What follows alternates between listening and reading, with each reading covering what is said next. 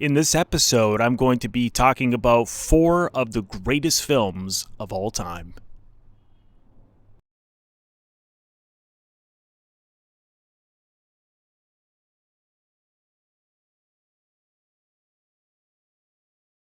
Welcome to Robert Bellissimo at the Movies, where we explore all things cinema. So these four movies are not like the top four greatest films of all time. I'm not saying these are the four greatest, but these are four of the best in my opinion. To just name four of the best films of all time flat out to me is like an impossible task. But this is going to be a series of videos I will be doing exploring the greatest films in my opinion. And so I'm going to do four movies here, just like Letterboxd 4. So I'm going to pick four movies in no particular order. First one up on the list, and my picks may surprise you. The only one of these are on the Sight and Sound poll, the critics poll. And the first one is It's a Wonderful Life. An angel is sent from heaven to help a desperately frustrated businessman see the value of his own life. This was directed by Frank Capra. It was written by Francis Goodrich, Albert Hackett, and Frank Capra as well. Additional scenes by Joe Swirling, based on a story by Philip Van Doren Stern, and Michael Wilson, uncredited, also contributed to the screenplay. So, and the film starred Jimmy Stewart, Donna Reed, and Lionel Barrymore. So to me, this is, a film that, we watch at Christmas time every year. It's considered one of the greatest Christmas films of all time. But to me, I think it's really one of the greatest films of all time. This is one of the films that is on the Sight and Sound poll, the critics poll. But I can watch it any time of the year. It's not just for Christmas. It's really for any time. I mean, it's so relatable, and so timeless, and it holds up so beautifully. And Jimmy Stewart is incredible in this film. I mean, wow, what a raw performance of such depth and versatility, because we see him go from when he's younger to when he's older. So we see him age, and he's got that boyhood enthusiasm when he's young, which then turns into more cynical near middle age type of behavior that we see later in the film. But what I love so much about the film, and all of these films sort of have this in common, is that I'm picking today is just this complex behavior, and in this, or complex relationships. And in this case, George Bailey is a complicated guy, because on the one hand, he's got these dreams to be in architecture and travel the world, and on the other hand, he's tied to Bedford Falls and he can't get out. So he's trapped there, and you feel, and you wonder as though, well, why can't he just pick up and go? But this is where it gets complicated, because he knows that if he leaves, his father's business will go under, and he doesn't want that to happen. He doesn't want it to go to Porter, who then will destroy it and raise prices on the building and loan. He was this loans that they were giving out to help people get their own houses, and so he knows Porter would have squashed it and raised prices in the community, and so he just couldn't do that, because so he's on one hand a man of his community, and he has such passion for the working class. That great speech where he tells Porter off right after his father dies. I mean, clearly he has a passion and for what he does, but then on the flip side of that is a great resentment and hatred for what he does, and in that, and because it's getting in the way of his real dreams. And so there's this contradiction of his feelings that I find very, very appealing. And so to me, it's a film that really makes you think, and yes, it teaches us to appreciate what we have, and in our own lives. And sometimes life can be so difficult that we can really feel down on herself and feel, oh, I failed, or I didn't get this, or I didn't get that. But what do you have? And he, in a lot of ways, he had a wonderful life, but that doesn't mean that it solves all of his problems. That's the genius of the ending, is that it seems as though his problems are solved, but he still hasn't. He still has to deal with Porter. He still didn't get to pursue his dreams, and doesn't look as though he'll be able to. He's got a family, he's got 4 kids now, he's got the building and loan still, and so he still has to deal with Porter, like I said. And so it's just rich, complex work. So for me, I mean, every time I see it, I cry. I'm crying within 5 minutes. I'm in tears. It's not even just the ending. It's like, for me, it's right at the beginning. So I can watch it again and again, and every year this is a film I see. Actually, every film I'm talking about today is a film I see at least once a year, or every other year. After that, this was not on the Sight and Sound poll, unfortunately. Rocco and His Brothers, which I've reviewed. Luchino Visconti is the director here. He wrote the screenplay. I'm just on IMDb, so it's a long list. Story by Suso Cecchi D'Amico, Vasco Pratolini. They did the story and the screenplay, as well as Pasquale Festa Campanile, and additional screenplay and dialogue by Massimo Franciosa, Enrico Medioli, inspired by episodes in the novel Il Ponte della Gisolfa by Giovanni Testori. I hope I pronounced that somewhat well, seeing that I'm Italian and everything, but I did my best. I'll read a brief synopsis. Having recently been uprooted to Milan, Rocco and his 4 brothers each look for a new way in life when a prostitute comes between Rocco and his brother Simone. This starred Alain, Delon, Renato, Salvatori, and Annie Girardot. So this is a film that, as soon as I saw it, it's so gripping and operatic and melodramatic, but it certainly has its roots in neorealism, and it's so raw and full of drama and life and emotion and depth, and these wonderful, rich performances from everyone in it, and not only that, for the actors who did the dubbing, who then dubbed it into Italian, is because there's different. I don't know about every actor, but the actors doing the dubbing are different, because particularly who did Delon. That's not Delon's voice, and the dubbing, it's like the greatest dubbed film I've ever seen in my life. This dubbing is just incredible, and that is not easy to do. So it's really, really well done. So to me, there's a lot I can relate to in the film, just from my own family, seeing people, just their love for their family, and being so tied to their family and doing everything for their family no matter what.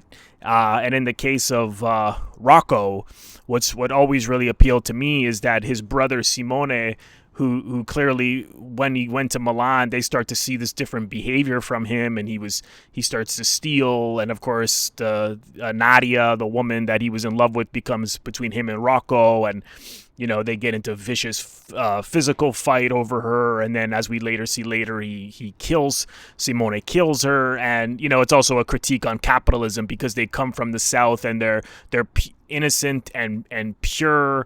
And then once they go to the North, and now they're in much more of the capitalist system, they become, Simone is sort of a metaphor for becoming corrupted by that system.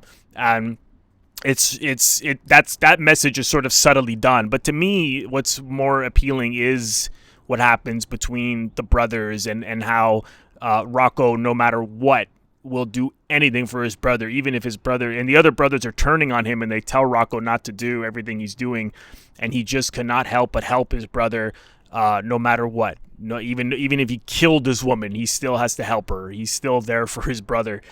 So it has that melodramatic opera. Visconti and his opera was also an opera director, as we know, and his films all have that operatic flavor to them. And they're just. The emotion is so strong. So I just love that, someone would do anything for his brother, and it just heightens it, takes it to another level, where Rocco is, even though Simone killed the woman that Rocco loves, Nadia, he still is trying to help his brother no matter what. It's very, very interesting to me, and yeah, it's an amazing film. So highly recommend that. A Woman Under the Influence. This is on the Sight and Sound poll, of course. How dare it? If it wasn't, I'd be shocked. Written and directed by John Cassavetes. Although wife and mother Mabel is loved by her husband Nick, her mental illness places a strain on the marriage. I don't know if that's quite... I'm not crazy about these synopses that I'm reading on IMDb today, because in a way these are hard films to sum up, because they're not... The plot is... They're thinner plots, and they're more psychologically rich. I mean, even the one I read on It's a Wonderful Life... yeah, I mean, these are hard summaries. Maybe I should have found some better summaries. But, I mean, that's partly true. I mean, but to say that she has a mental illness, that's, she may or may not. We don't really know. That's actually part of the beauty of the film. You can say that it's about mental illness.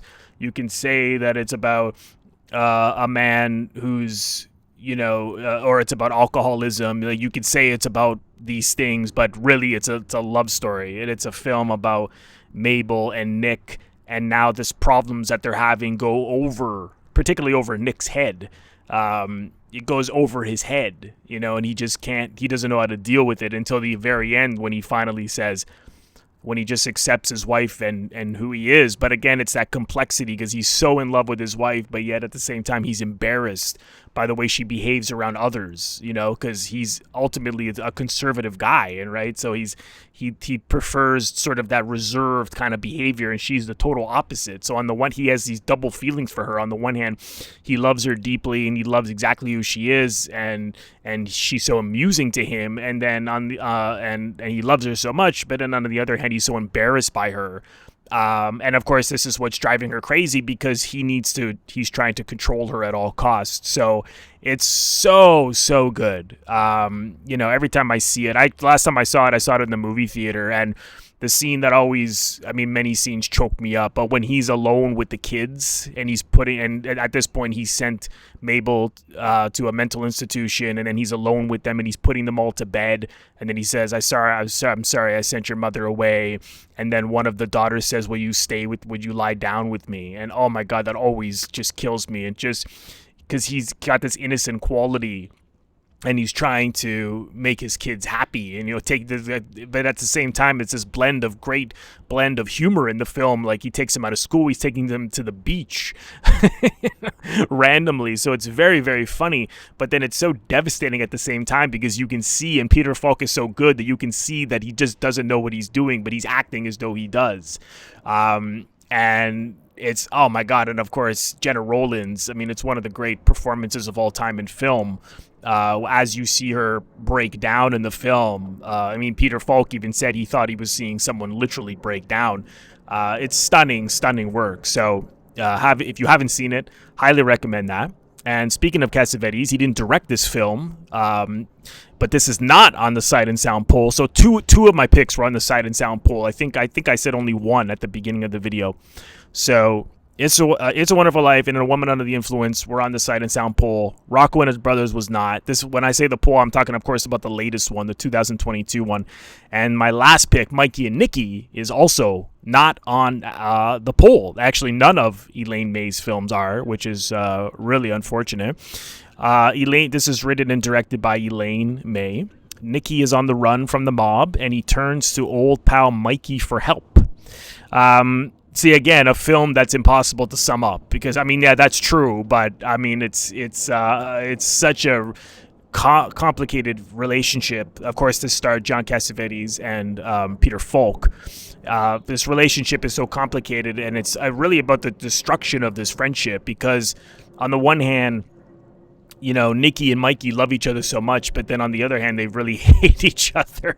Or I should say, it's Mikey who really hates Nicky because of these resentments come out, and that great scene when they're really having it out, and Mikey tells Nicky about all the things he's done to embarrass him, and how he's only calls him when he's in trouble.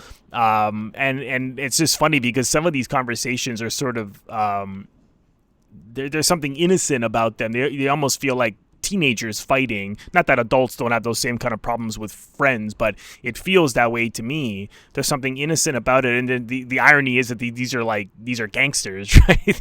But they're human beings, so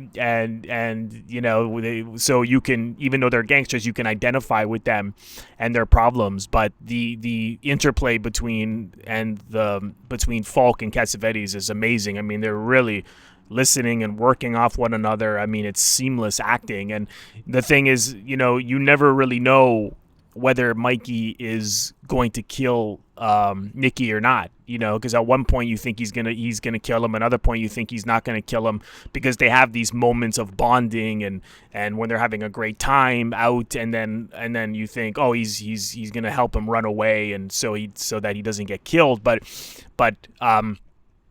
really, there are moments when you then think, oh no, he's gonna do him in, and a lot of this is not done with dialogue, someone saying something, articulating what they're gonna do. It's done with reactions, behavior. So it's a film that really requires you to watch the way in which these people are communicating, to watch the way in which they're interacting. And every time I see it, I see something new in it. So yeah, again, it's a raw, gritty, really underrated film. It's only since the Criterion put it out in 2019 it got a lot more notice, but I first saw it in 2009 on DVD, and I've seen it many times, and every time I see it, I see something new. So anytime I have a chance to talk about it, I bring it up. But criminally underlooked, not on the Sight and Sound poll, unfortunately. But so those are 4.